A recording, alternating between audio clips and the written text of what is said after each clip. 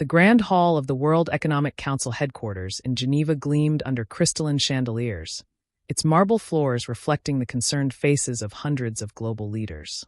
On stage, Martin Shaw cut an imposing figure against the massive digital display, showing a world map riddled with red warning indicators.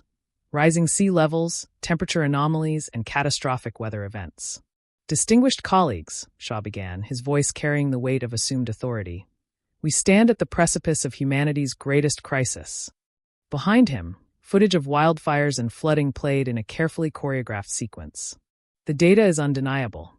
If we don't take immediate, decisive action, we face extinction within a generation. The audience shifted uncomfortably in their seats as Shaw advanced to his next slide. A series of graphs showing exponential curves of disaster predictions. What they couldn't see was the slight smirk that touched the corner of his mouth as he prepared to unveil the ecliptic order's masterstroke. Therefore, today I present the Earth First Initiative. Shaw's voice grew stronger, more commanding. A comprehensive global response to the climate emergency. He began listing the components: mandatory carbon quotas for individuals, restricted zones for human habitation, and sustainable resource management programs.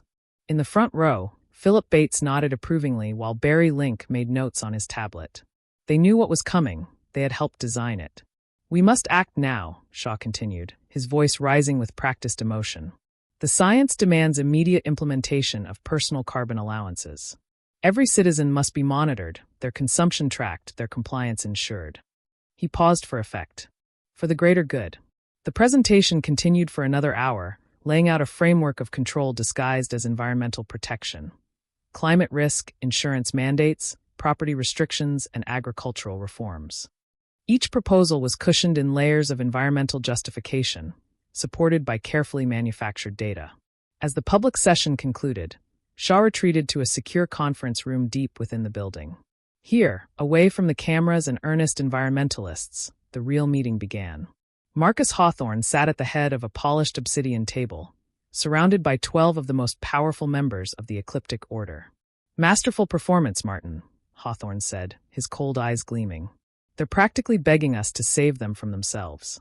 The room's lighting shifted to a deep blue as a holographic display materialized above the table, showing their true agenda: population heat maps, relocation protocols, and resource restriction plans. Phase 1 begins tomorrow, Hawthorne continued. The Peterson Farm seizure will set the precedent. Once we control the food supply, the rest falls into place. He turned to Jorge Boras. Are the media teams ready? Boras nodded. Every major network will run the same story. Climate change claims another family farm. Very tragic. Very inevitable. And the urban centers? Hawthorne asked. Philip Bates leaned forward. The green zones are ready. We've branded them as climate-safe havens.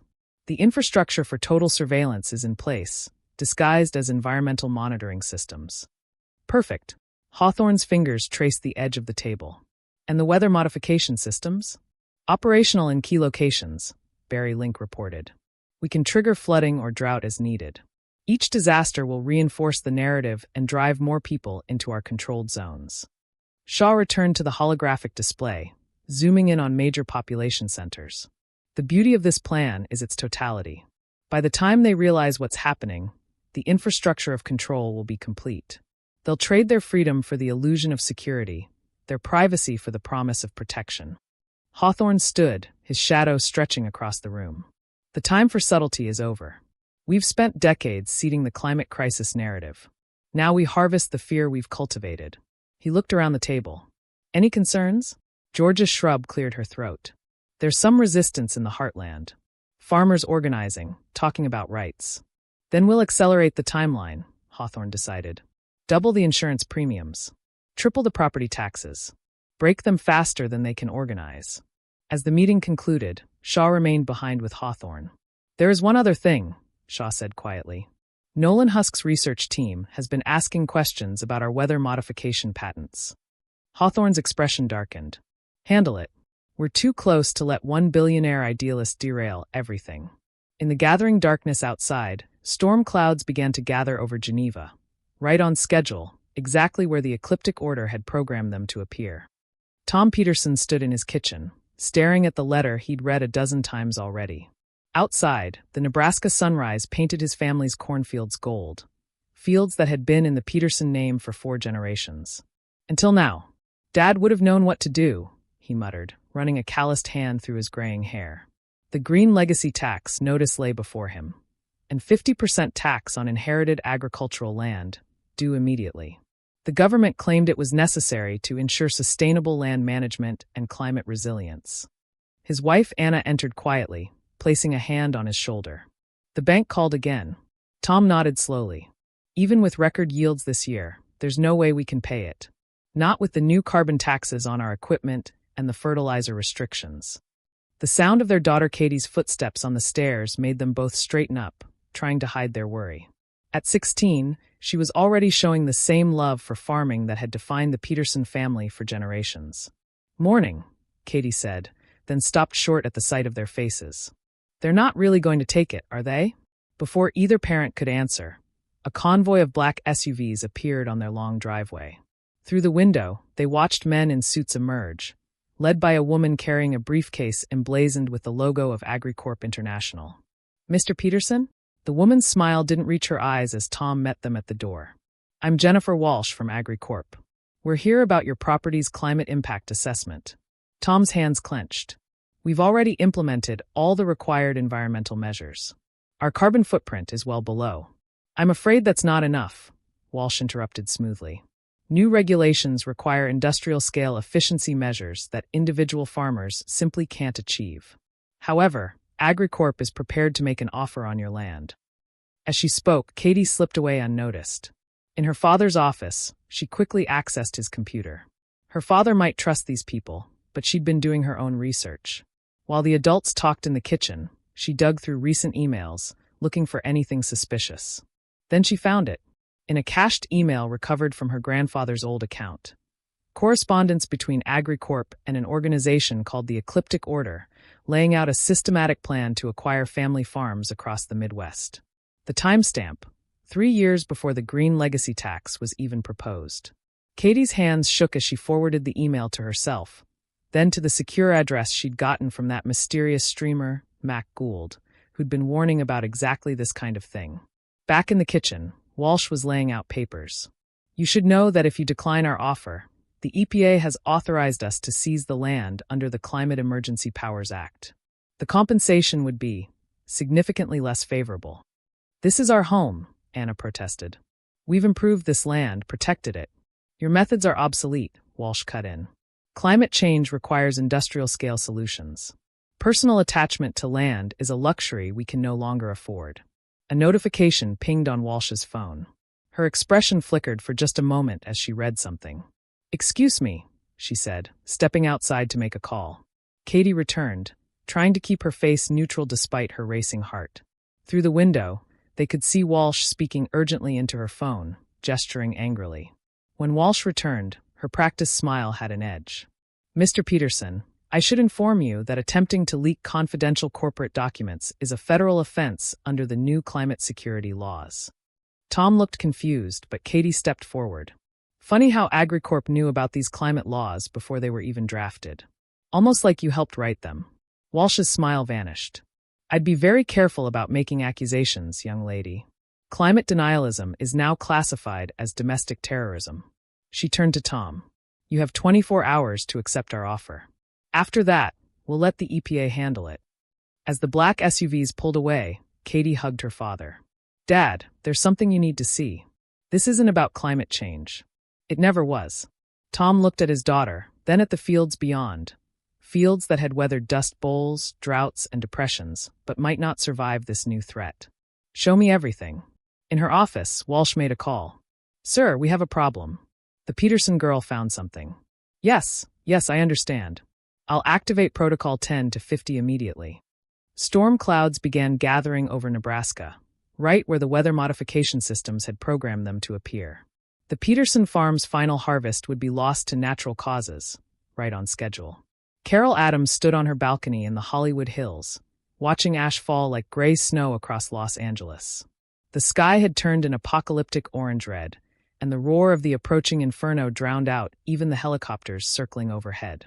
She'd lived in this house for 25 years, raised her children here, But now she had 30 minutes to decide what pieces of her life were worth saving. The evacuation order had come through her phone with a shrill emergency alert. She'd been expecting it. The fires had been creeping closer for days, far more aggressive than any she'd seen before. 3 separate blazes had spontaneously erupted across the Hollywood Hills within hours of each other, defying the fire department's containment efforts. Inside, Carol grabbed the emergency bag she'd prepared and began adding last-minute items. Photo albums, important documents, her mother's jewelry. Her hands trembled as she worked, her mind racing through the implications of what was happening.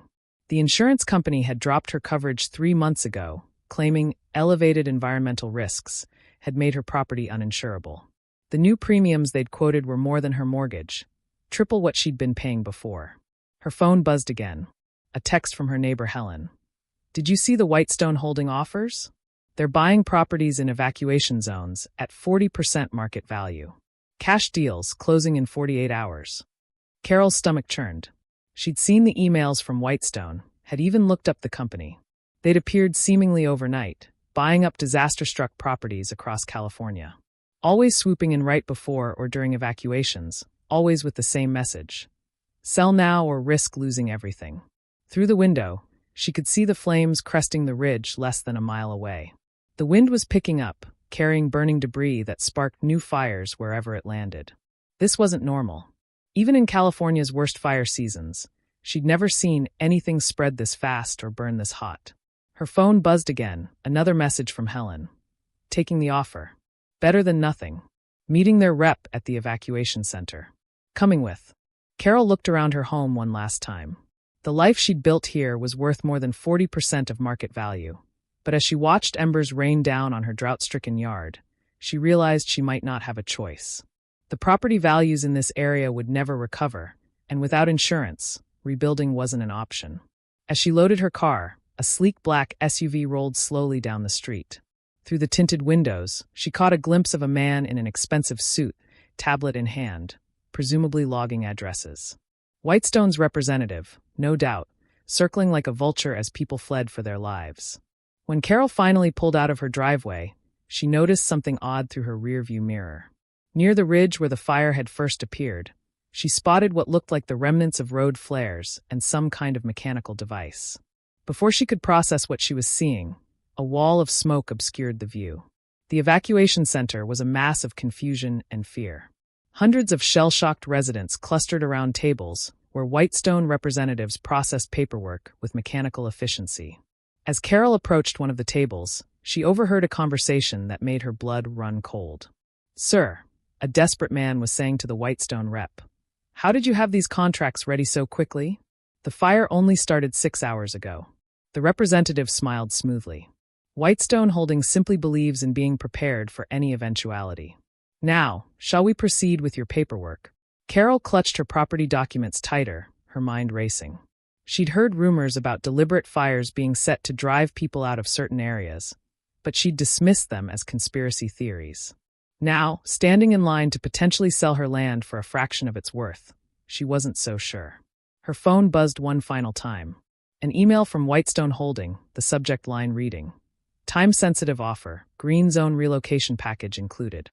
Below was a map showing the location of her proposed new home, a high-density urban development called Sustainable Community Zone 23.